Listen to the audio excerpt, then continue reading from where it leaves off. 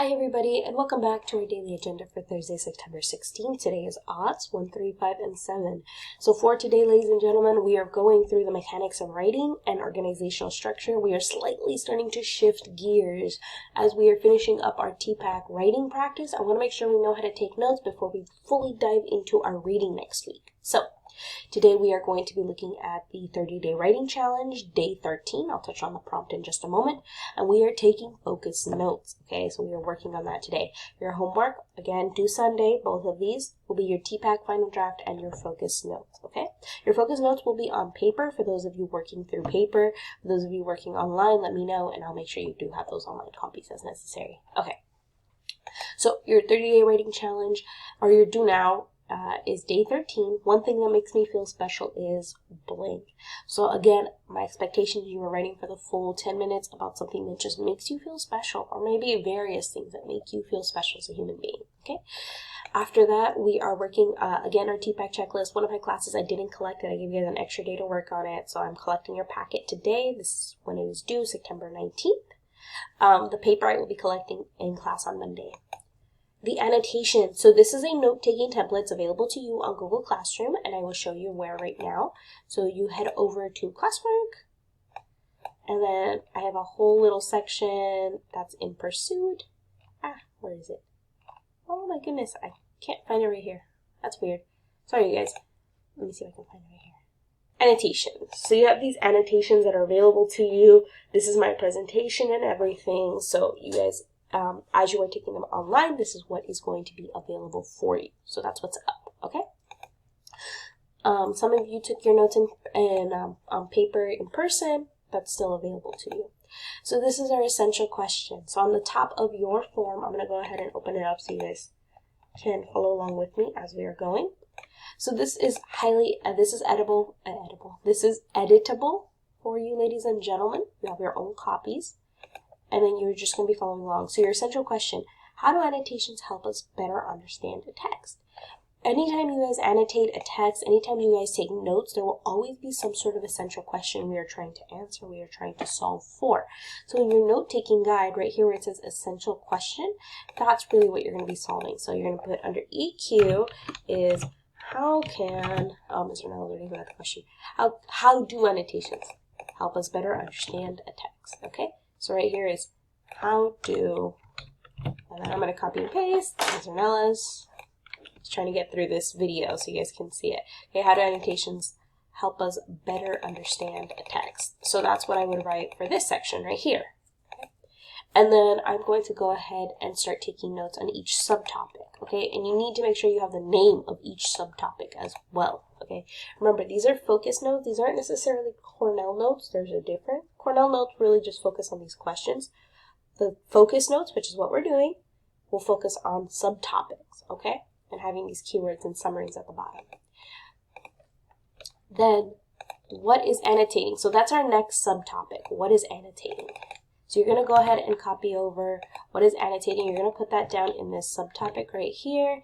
I'm going to change the margins on this so it's not so huge.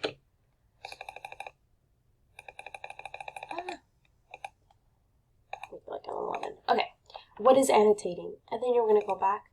Annotating is the act of making a note in any form while reading, okay? It's also known as reading with your pencil. So when you're taking notes, ladies and gentlemen, while I expect you to be writing with bullet point notes, my expectation is also that you are paraphrasing. Some of you might need to help. It might help you if you copy word for word, but ladies and gentlemen, in the long run of things, copying word for word isn't the best. So you can simplify it, what you write, the act of taking notes in any form of writing, okay? So that would be my notes on what is annotating. And then I would have to write right here an original question, okay? Any type of question that has to do with this subtopic. So maybe you could ask, why do we annotate? Or what is the importance of annotating? Okay. And then I'm going to make that really small again. What is the importance of annotating? So that's one whole section right there, okay? All right. And then you're going to go in. I'm going to go through the rest of it. Why do we annotate? So that's already our next subtopic. So you're going to take this part right here. Why do we annotate? Control C. I'm going to go back to my note-taking guide and fill that out. Why do we annotate? Which was just my question before, which is kind of why I changed it, because I want you guys to have different questions, not just really the subtopic questions. Okay? Annotating a text will help you not only remember what you read, but understand and connect with the text. And then right here we see an example of annotations of people writing in the margins, underlining with a purpose, being able to go back to why they are taking these annotations. Okay? So I bolded some key words right here for you. Remember what you read, but also understand and connect with the text. So you're going to go back to your note-taking. Again, I like the bullet points. If you feel like you work better with or without them, that's fine. But you should have some form of note on the side. So it will help. Annotating will help me remember. I forgot the space right there. Boop. Help me remember. It can also help. It can also help. Let me go back. Understand and connect with the text. It can also help me understand and connect with the text. Okay. And then I'll make it just a little bit smaller, just a tad. Okay. And then you have your own original question again. So my own original question would be, how can annotating help me connect with the text? And these are questions we are trying to find the answers to, folks, as well. These aren't just random questions that you're writing down for no reason. No, these are questions that you should have answers to, that you should be able by the end of the presentation be like, I see why it's important to annotate, because annotating can help me connect with the text. Well, how can it help me annotate and connect with the text? Maybe that's something we're going to find in as subtopic 3. Okay, so down we're going. Annotation is not. So that's your next subtopic. You guys should probably be getting kind of the rhythm of this by this point. Annotation is not. And we're going to learn, what is annotation not? So annotation is not highlighting without a purpose. It's not underlining or highlighting the majority of the text, drawing symbols without writing notes. So some of you guys like to treat your articles like coloring books, and you're like, ooh, pretty, I'm going to go pink all over it. No, folks, we are highlighting with a purpose, always. Okay, remember, the color coding for our highlighting, it always stands for something, okay? It's always with a purpose. We underline or we highlight those keywords that we want to know. If we're going to draw a symbol like a star, you're going to put the importance of that symbol, okay?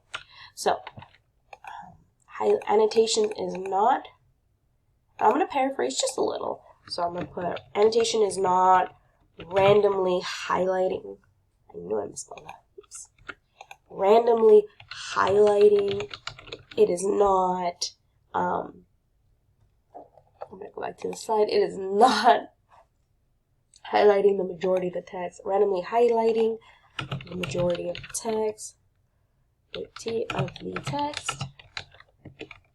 Highlighting slash, I'm going to also put underlining, because some of you love to underline, but you don't know what you're underlining. You're just underlining.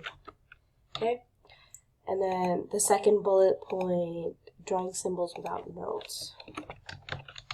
Symbols without notes. Okay. Right. And we went over this in class. We did this together. Okay? So, and then my question is, how can I use symbols and annotate correctly? Okay, I'm going to shrink that so you guys can see it. I know it's a little hard to with the video. Okay, so now we have our actual notes on annotating. I usually like to take this time to go back to the main topic and write what is the main idea, what are we focusing on. Some of you came up with some very clever main topics.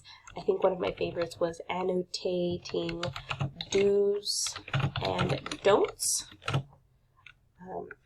How to annotate properly. to annotate properly. So these are some creative main ideas that you can do. Then you're going to go down to keywords and summary.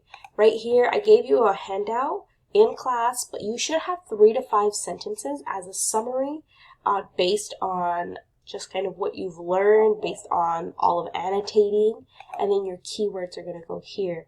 So what are some keywords? Well, absolutely some of your keywords should include annotating. It's such a huge word. Somebody said symbols in class. That's right, symbols. What else? Notes. These are words that you need to know that are in this topic, okay? And then you write your summary. So this is what we did in class. For my periods 3, 4, this is what you turned into me as part of your focus note taking. For my